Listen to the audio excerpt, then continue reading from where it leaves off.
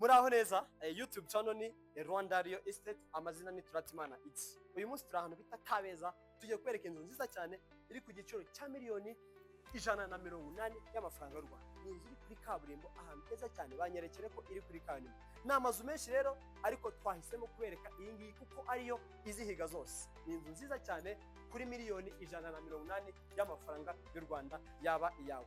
Umunota umwe rero ngiye kubatembereza, hanyuma video irambuye muraza kusanga kuri YouTube channel yacu Rwanda Real Estate.